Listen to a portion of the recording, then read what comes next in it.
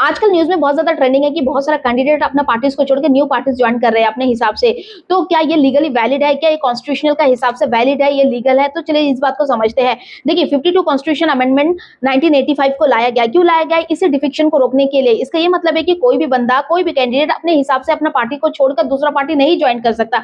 ये क्यों किया गया है? ताकि कॉन्स्टिट्यूशन के तहत डेमोक्रेसी को स्ट्रांग रखा जा सके, डेमोक्रेसी को स्टेबल रखा जा सके और कोई भी पार्टीज का सिद्धांत खत्म ना हो। इस वजह से ये एंटी डिफेक्शन लॉ लाया गया ताकि कोई भी कैंडिडेट आयाराम गयाराम जैसा एक्ट ना करे और इसे एंटी डिफेक्शन को डिसाइड करने का पावर स्पीकर के पास है। ये 52 कॉन्स्टिट्यूशन अमेंडमेंट एक्ट दो चीज लाता है, स्प्लिट रूल। ठीक है, स्प्लिट रूल क्या है चलिए समझते हैं। As per the 52 constitution amendment act 1/3 candidate अपने पार्टी से टूट सकते हैं और एक न्यू पार्टी फॉर्म कर सकते हैं या फिर कोई दूसरा पार्टी में ज्वाइन हो सकते हैं। ऐसा करने से वो डिस्क्वालीफाई नहीं होगा।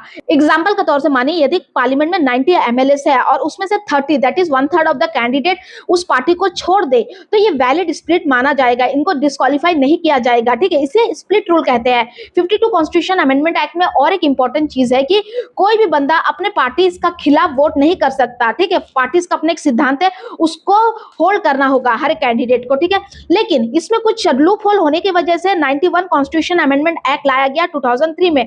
91 कॉन्स्टिट्यूशन अमेंडमेंट एक्ट ने स्प्लिट रूल को हटा दिया, अब इसने मर्जर रूल को ला दिया और 1/3 जो पहले 1/3 कैंडिडेट स्प्लिट हो सकते थे अब उनको बढ़ाकर 2/3 कैंडिडेट कर दिया।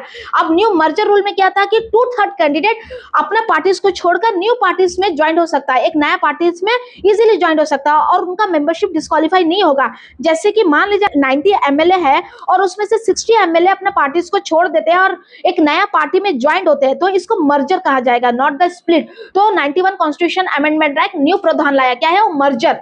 एंटी डिफेक्शन लॉ डेमोक्रेसी को स्टेबल रखने के लिए एक पावरफुल टूल है। ऐसे ही इंपॉर्टेंट और नॉलेजेबल वीडियोस के लिए चैनल को सब्सक्राइब जरूर करें।